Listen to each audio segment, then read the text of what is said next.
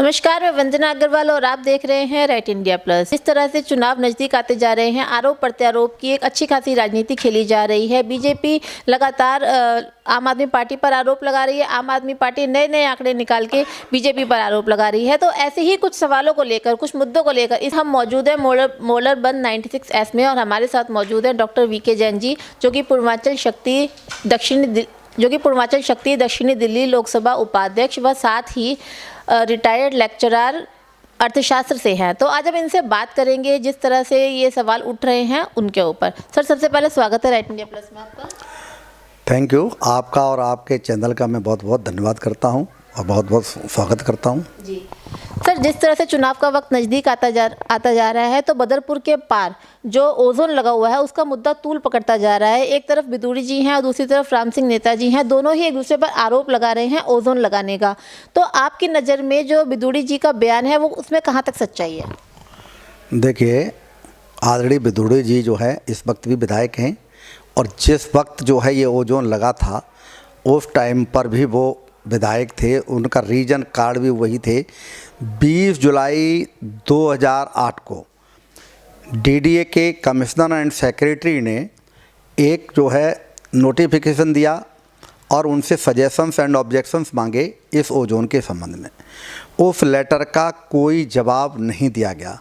इस संबंध में हमारे मित्र हैं श्री महेश अवाना जी, उनसे भी एक बार मेरी जो है बातचीत डिबेट पर हुई, तो मैंने उनसे भी यही बात कही थी कि वो लेटर जिसका जवाब आप लोगों को देना था, ऑब्जेक्शन करना था कि ओजोन में केवल 300 मीटर तक का एरिया आ सकता है, आपने जो है इतना एरिया आया है, ये नहीं होना चाहिए था और ओजोन लगता ही नहीं। अगर उस पर जो है जवाब दिया जाता तो वो ऐसा काम नहीं किया गया। और अंततः क्या है कि 2008 के दिसंबर महीने में संभवतः चुनाव हुआ और आदरणीय राम सिंह नेताजी दोबारा से जो है विधायक बन गए और रामवीर सिंह बिदुड़ी जी उस वक्त चुनाव हार गए।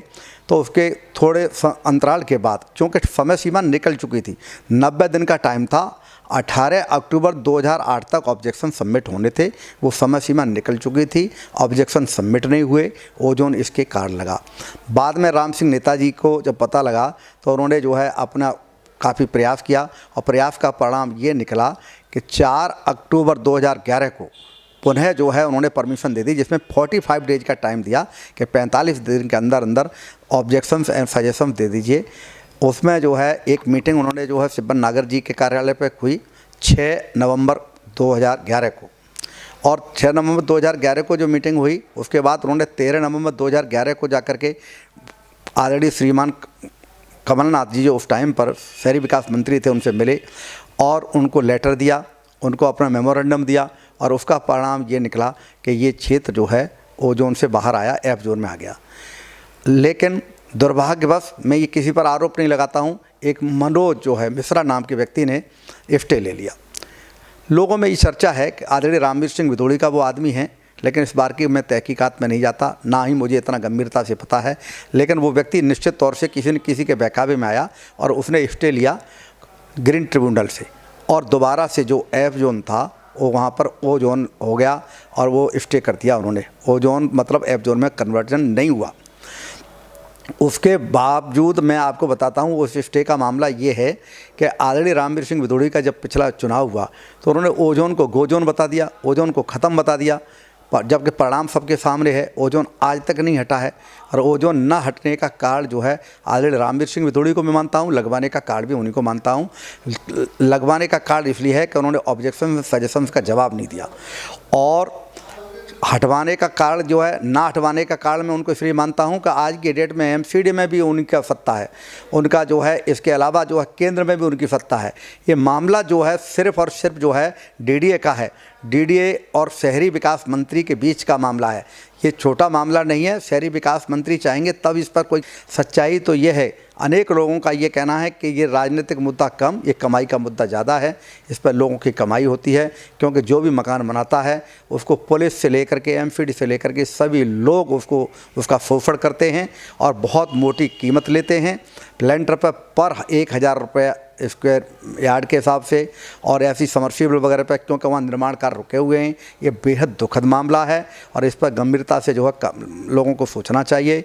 और हमारे जो सत्ता में इस वक्त बैठे हुए हैं, आज की डेट में आदरणीय रामवीर सिंह भदौड़ी जी ही विधायक हैं, उनके ही निगम के पार्षद हैं, पार्लियामेंट के मेंबर आदरणीय रमेश भदौड़ी जी हैं, और जो है भारत सरकार में जो है आदरणीय श्रीमान हरदीप पुरी जी जो शहरी विकास मंत्री हैं।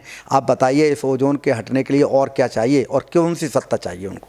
लेकिन बात यह है, नीति और नीयत में खोट है, नहीं तो ये हट सकता है और ये हटना ही चाहिए।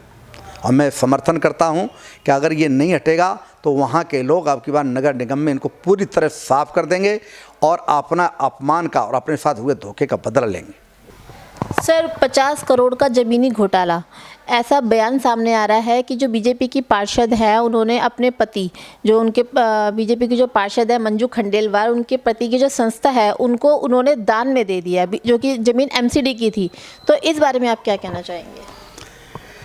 देखिए, सच्चाई तो यह है कि जो भारतीय जनता पार्टी के जितने भी पार्षद हैं, अधिकतर उसमें से भ्रष्टाचार में संलिप्त हैं। किसी ने कहीं, किसी ने कहीं, किसी न किसी तरह से भ्रष्टाचार के ही काम किए हैं। आप बताइएगा कि ये कितना निंदनीय है कि अपने ही, ये कहावत एक पुरानी सी साबित हो रही है कि अंधा बांटे रेवड़ी और फिर घरकन दे। ये हमारे यहाँ यूपी में एक कहावत होती है। आप उन्होंने क्या किया, वो ज़मीन जो 50 करोड़ के आसपास जिसकी कीमत आंकी जा रही है, वो मंजू खंडेलवाल जी जो सम्मानित वहाँ की पार्षद हैं, उन्होंने अपने पति के ही नाम वो कर दिया। तो आप बताइएगा कि और इससे बड़ी लूट और क्या चाहिए। ये जगह जगह लूट के आपके उनके सैकड़ों, कई पार्षदों के आपके पास आंकड़े होंगे, आप उन्हें इकट्ठा कीजिए। मैं सभी पर आरोप नहीं लगाना चाहता, लेकिन समय समय पर हमने देखा है इनके पार्षदों पर आरोप लगते रहे हैं। एक बार इन्होंने सबकी टिकट बदल दी थी, अब के बाद टेक्निकली तरीके से ये हो गया कि उनके पास महिला कैंडिडेट्स हो गए। और आपको देख लेना आप कि भ्रष्टाचार जो लोग फैला रहे हैं ये पूरी तरह से साफ़ होंगे। दिल्ली की जनता बड़ी जागरूक है और इन्होंने बड़ा अन्याय किया है। इससे बड़ा आदरणीय मोदी जी कहते थे कि कांग्रेस बड़ी भ्रष्ट है। सच्चाई है, आज कांग्रेस के भी ये जो है वो पीछे छोड़ रहे हैं। कांग्रेस तो जो भ्रष्टाचार में संलिप्त थी, लेकिन ये उससे भी आगे जा रहे हैं। नगर निगम इस बात का गवाह बना हुआ है। बीजेपी के पार्षद पति हैं महेश अवाना जी, उनका ऐसा कहना है कि केजरीवाल जी तो कीचड़ हैं और आम आदमी पार्टी के कार्यकर्ता और लोग उनकी साइड ना जाएं। तो इस बारे में आप क्या कहना चाहेंगे? देखिए, आदरणीय महेश अवाना जी जो दिग्भ्रमित हैं, गलत हैं। और गलत इसलिए हैं कि शुरू में उन्होंने, आपको बताऊं, एक बार उन्होंने आम आदमी पार्टी ज्वाइन की थी और उनके जगह जगह वोट भी लगे थे। तब क्या उस वक्त उनको कीचड़ नज़र नहीं आती थी पार्टी? या हमारे अरविंद केजरीवाल जी जो बहुत ही ईमानदार, जिस व्यक्ति ने कमिश्नर की नौकरी छोड़ी हो, जिसकी पत्नी ने नौकरी छोड़ी हो, अगर उन्हें पैसा कमाना होता तो उनके लिए जो है वहाँ पैसा कम नहीं था। वो भ्रष्टाचार को ख़त्म करने के लिए आए थे। भ्रष्टाचार के खिलाफ उन्होंने आंदोलन किया अन्ना जी के साथ और भ्रष्टाचार को मिटाने में ही लगे हुए हैं। ये भारतीय जनता पार्टी के लोग इसलिए परेशान हैं कि इनके आंकड़े रोज़ रोज़ इनके खुलासे हो रहे हैं और ये जो भ्रष्टाचार कर रहे हैं खुद भ्रष्टाचार में संलिप्त हैं। इनके पास कुछ कहने को नहीं है, ये अनर्गल आरोप लगा रहे हैं। हमारे केजरीवाल साहब को हराने के लिए भारतीय जनता पार्टी ने दोनों बार ही बहुत बड़ी संख्या में पार्लियामेंट के मेंबर, मंत्री सब उतार दिए। ये देश, दिल्ली की जनता का प्यार देखिए। पिछली बार हमारे पास 67 सीटें थी, इस बार हमारे पास 62 सीटें हैं। ज़रूरत से ज़्यादा सीटें हैं। दिल्ली की जनता हमें बहुत प्यार करती है। आदरणीय हमारे जो केजरीवाल साहब जो हैं, जो दिल्ली के मुख्यमंत्री हैं और दिल्ली के लाडले बेटे हैं, उनका जो बारे में जो प्रश्न उठा रहे हैं वो बेतुके प्रश्न हैं। और वो कभी भी ये उम्मीद न करें कि आम आदमी पार्टी का कार्यकर्ता कभी भारतीय जनता पार्टी में जाएगा, बल्कि भारतीय जनता पार्टी के तमाम कार्यकर्ता आज की डेट में आम आदमी में शामिल हो रहे हैं और उन्हें ये पता लग गया है कि दिल्ली का विकास केवल और केवल केजरीवाल कर सकता है। गरीबों का सच्चे अर्थों में कोई मसीहा है, गरीबों के लिए किसी ने काम किया है, मध्यम वर्ग के लिए किसी ने काम किया है, बिना भेदभाव के अगर काम किया है। दिल्ली की सैकड़ों योजनाएं, पानी, बिजली, स्कूल, हॉस्पिटल, इन सब पर जो काम किया है, इनकी कोई तारीफ करने से कोई पूर्ति नहीं होती है। इनके लिए शब्द नहीं है लोगों के पास। एक रिकॉर्ड ऐसा इतिहास बना के दिया है, कोई माई का लाल भारतवर्ष के किसी राज्य में जो काम नहीं कर सका वो काम अकेले केजरीवाल ने करके दिखाया है। 29 राज्यों में कोई मुख्यमंत्री आज तक नहीं कर सका, वो केजरीवाल ने करके दिखाया है। आज दिल्ली के जो मॉडल की चर्चा जो है वो केवल हिंदुस्तान में ही नहीं, हिंदुस्तान के बाहर अंतर्राष्ट्रीय स्तर पर भी इसकी चर्चा होती है। जी सर, पार्षद महेश शर्मा जी का तो एक और बयान है, ऐसा उन्होंने कहा है कि जो केजरीवाल जी हैं वो समुद्र का खारा पानी है। जिस तरीके से नदियां बहकर, मीठी नदियां होती हैं, बहकर समुद्र में मिलती है, फिर भी समुद्र खारा का खारा ही है। तो केजरीवाल जी की तुलना समुद्र के पानी से की गई है, तो इस बारे में क्या कहेंगे? कि महेश शर्मा जी से मैं क्या कहूँ, खारा पानी तो उनको इसलिए नज़र आ रहा है कि वो भारतीय जनता पार्टी में हैं और बस झूठों की राजनीति में, झूठ में वो भी शामिल हैं। सच्चाई की बात यह है कि केजरीवाल जी ने ईमानदारी की ही राजनीति की है। केजरीवाल के खिलाफ उन्होंने जांच करा ली, सीबीआई की जांच करा ली, तमाम हमारे नेताओं को बंद कर लिया, उनको अदालत तक पहुंचाया, अदालत में केस चले, परिणाम कुछ नहीं आया, सब बेदाग निकले।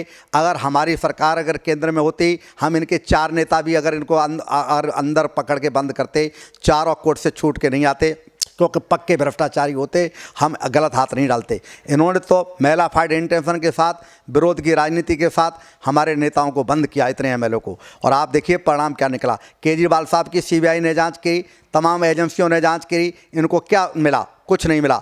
हमारे जो है इस वक्त सत्येंद्र जैन को फांसने की पूरी कोशिश की जा रही है। ऑलरेडी सत्येंद्र जैन को फांसने के लिए ईडी, सीबीआई पूरा जोर लगा रही है। अगर ये झूठे आरोप लगा करके झूठे आरोपों में भी फंसाने का षड्यंत्र रच रहे हैं, अगर ये षड्यंत्र रचेंगे, षड्यंत्र भी विफल होगा, इनको मौकी खानी पड़ेगी। ये अदालत से जब वो जमानत होगी तो आपको बता दूं वो भी जीत करके आएंगे। लेकिन भारतीय जनता पार्टी के लोगों को तो शर्म भी नहीं है कि इतने लोगों पर तुमने केस बनाए और अदालत से वो छूट करके आ गए। कम से कम तुमको अगर निर्लज्जता होती तो आगे से ये कार्रवाइयाँ बंद कर देते। लेकिन जो है उनके पास कोई हथियार नहीं है, केवल एक हथियार है कि जो भी उनको लगता है कि हमसे ताकतवर है या हमारे खिलाफ बोल रहा है, उसके पास ईडी जाती है, उसके पास सीबीआई जाती है, या कोई नहीं जाता है तो इनकम टैक्स जाता है। वो उनके पास तमाम एजेंसियाँ हैं, उसका वो दुरुपयोग करते हैं। तो हमने बात करी डॉक्टर वीके जैन से। जिस तरह से आरोप प्रत्यारोप की राजनीति खेली जा रही है, बीजेपी ने कई सारे आरोप आम आदमी पार्टी के ऊपर लगाए, तो एक बहुत करारा जवाब बीजेपी को आम आदमी पार्टी के नेता डॉक्टर वीके जैन जी ने दिया। अब देखना ये बहुत अहम होगा कि इस तरह से आरोप लगा के बीजेपी जीतती है या इन आरोपों का खंडन करके आम आदमी पार्टी बाजी मारती है। इस वीडियो को लाइक करें, हमारे चैनल को सब्सक्राइब कर बेल आइकन जरूर प्रेस करें। हमारी न्यू वीडियो